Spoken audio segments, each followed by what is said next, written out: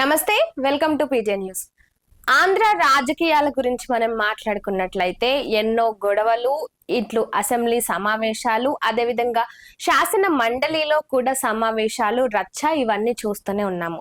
అయితే ముఖ్యంగా జగన్మోహన్ రెడ్డికి సంబంధించి ఏవైతే స్కాములు ఉన్నాయో ఆ స్కాములన్నిటిలోనూ ఏదైతే భారతీ సిమెంట్ ఉందో ఈ స్కామ్ మాత్రం స్కాములన్నిటిలో కల్లా ఈ స్కామ్ వేరయ్యా అన్నట్టుగా దానికి సంబంధించి ఒక్కొక్క విషయాలు బయటపడుతూనే ఉన్నాయి.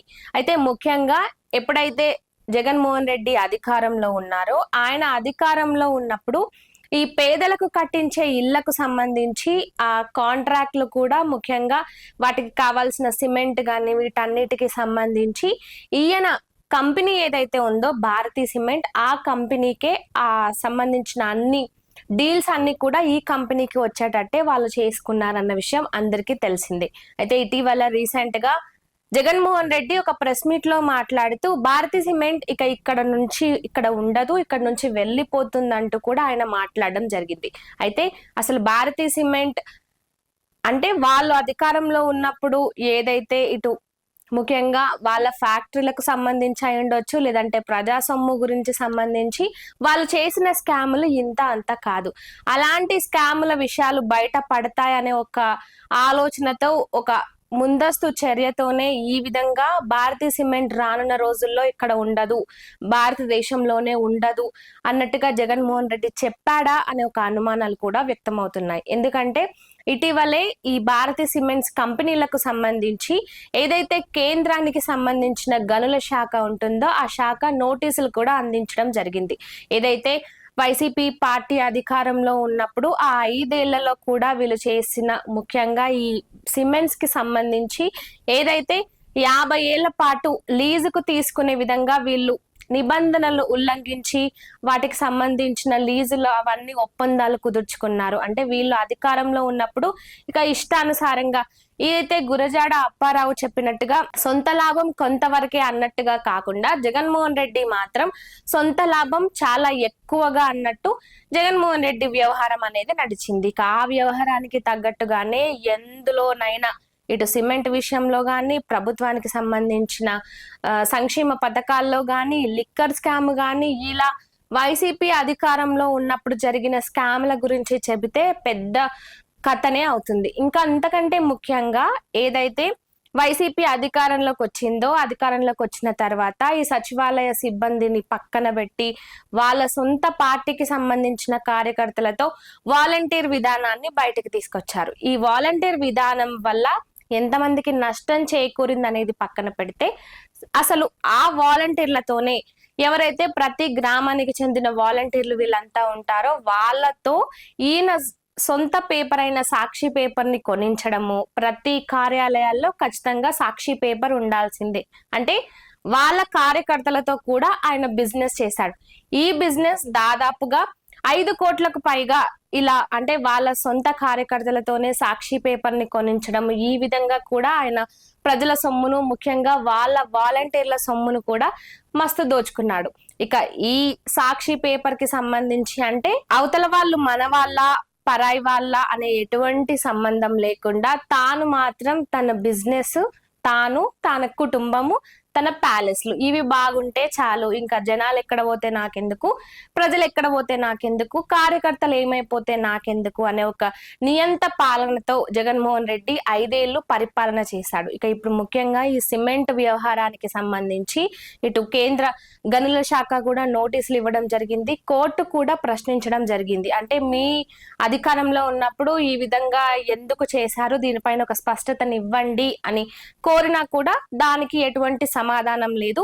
ఇదంతా ముందుగానే ఊహించిన జగన్మోహన్ రెడ్డి కావాలనే ప్రెస్ మీట్ లో భారతీ సిమెంట్స్ అనేవి పై ఉండవు, ఇటు ఇక్కడ నుంచి వెళ్ళిపోతున్నాయి అని చెప్పడం వెనుక ఉన్న కారణం ఇదే. రానున్న రోజుల్లో ఆయన చేసిన అవినీతి అక్రమాలు అనేవి బయట పడతాయి కాబట్టి ముందస్తుగానే ఆలోచించి ఈ విధంగా చెప్పారనే అనుమానాలు కూడా వ్యక్తమవుతున్నాయి. ఇక అంతేకాకుండా ఈ పేదల ఇళ్లకు సంబంధించి ఆ ఇళ్లకు సంబంధించిన కాంట్రాక్ట్ ను కూడా అసలు వాళ్ళకి ఇళ్లనే ఇవ్వలేదు, కానీ ఆ ఇళ్ల పేరిట ఆ ఇండ్ల ముసుగుతో ఈయన సొంత కంపెనీ అయిన భారతీ సిమెంట్స్ కి కొన్ని కోట్ల వ్యాపారం వచ్చేలాగా, అంటే అంత సిమెంట్ ను ఈయన సొంత ఏదైతే ఫ్యాక్టరీ నుంచి ఇటు ప్రభుత్వం డబ్బులతో కొనడం జరిగింది. అంతేకాకుండా ఒక్కో టన్నుకు అదనంగా 60 రూపాయలతో కూడా కొన్నారన్నట్టుగా కూడా అది ఏవైతే వాటికి సంబంధించిన వివరాల్లో కూడా ఇవన్నీ తెలిసాయి. ముఖ్యంగా ఈ విజిలెన్స్ రిపోర్టులో ఇవన్నీ కూడా బయటపడడం జరిగింది.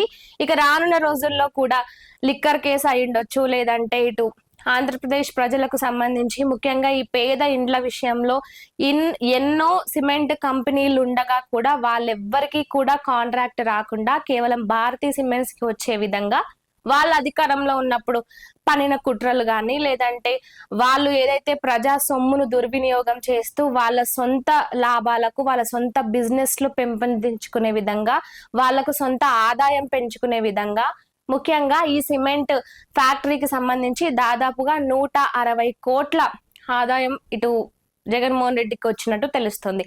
అంటే ఈ విధంగా ఈ స్కామ్లు చేసినందుకే, అంటే స్కామ్ల అన్నిటిలో కంటే ఈ భారతీ సిమెంట్ స్కామ్స్ వేరయ్యా అని ఎందుకే ఇప్పుడు ముఖ్యంగా రాజకీయ పరంగా ఒక చర్చనీయాంశంగా మారింది. ఎందుకంటే అధికారంలో ఉన్నప్పుడు ముఖ్యంగా ప్రతిదీ కూడా స్వలాభమే. ఇటు రుషికొండ ప్యాలెస్ అయి ఉండొచ్చు, లేదంటే ఆయన సొంత ఇంటికి సంబంధించి పెద్ద పెద్ద గేట్లు నిర్మించుకోవడానికి ప్రతిదీ ప్రజల సొమ్మే, ప్రతిదీ ప్రభుత్వం సొమ్మే. ఎంతసేపు సంక్షేమ పథకాలు ఇస్తున్నాము, సంక్షేమ పథకాల పేరుతో ప్రజలను మభ్యపెట్టడమే తప్ప సంక్షేమ పథకాల విషయం పక్కనుంచితే అసలు కనీస ప్రజల సమస్యలు తెలుసుకోవడం కానీ, ఇంకా ఆయన ఏదైతే ఋషికొండ ప్యాలెస్ కి సంబంధించి చుట్టుపక్కన ముఖ్యంగా ఆయన అపార్ట్మెంట్లకు సంబంధించి పక్కన ఎవరైతే నిరుపేదలు ఉన్నారో వాళ్ళందరి గుడిసెలను కూడా తీసేయండి అని చెప్పి అలాంటి ఆర్డర్లు ఇస్తూ, అంటే ఈయన రిచ్ పర్సన్ కాబట్టి ఈయన చుట్టూ కూడా అలాంటి వాళ్ళే ఉండాలన్నట్టుగా ఈయన వ్యవహరించిన తీరు, అంటే ఒక ముఖ్యమంత్రిగా ఉండి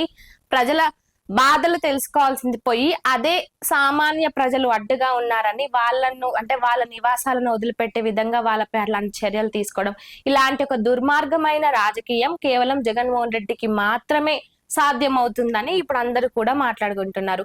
ఇక అంతేకాకుండా పాస్ బుక్ల విషయంలో కూడా ఆయన సొంత ఫోటోను ముద్రించడం కోసం దాదాపుగా 750 కోట్లను ఖర్చు పెట్టినట్టుగా కూడా తెలుస్తుంది. అంటే ఇంత అసలు అవి దేనికి పనికి రాకున్నా, అసలు అందులో ఒక అర్థవంతమైన పనే కాకపోయినా కూడా ఏదో ప్రతి దాంట్లో మేమే ఉండాలి, పెయింటింగ్ల వల్ల కానీ, లేదంటే ప్రతి దగ్గర జగన్ జగన్ జగన్, ఎక్కడ చూసినా ఇటు పాస్ పుస్తకాల్లో ఆయన ఫోటోనే, స్కూల్స్లలో ఆయన ఫోటోనే, ప్రతి దాంట్లో పథకాలకు అన్నిటికీ కూడా ఎక్కడ చూసినా జగన్మోహన్ రెడ్డి ఫోటోలు, జగన్మోహన్ రెడ్డి ప్రభుత్వం అంటూ గుర్తింపులు. ఈ విధంగా అంటే ఒక డైవర్షన్ పాలిటిక్స్ చేస్తూ ఇప్పుడు ఇవన్నీ అధికారంలో ఉన్నప్పుడు చేసిన వీళ్ళు ఇప్పుడు మాత్రం ఇవి ఒక్కొక్కటిగా బయటికి వస్తుంటే కావాలని ఇటు టీడీపీ కార్యకర్తలను రెచ్చగొట్టడం, జనసేన పార్టీ నాయకులపై మాట్లాడడము, అంటే ఇవన్నీ చేస్తూ కావాలనే డైవర్షన్ పాలిటిక్స్ చేస్తున్నారనే వాదనలు కూడా గట్టిగా వినిపిస్తున్నాయి. మరి దీనికి సంబంధించి మీరేమనుకుంటున్నారో కామెంట్ రూపంలో చెప్పండి.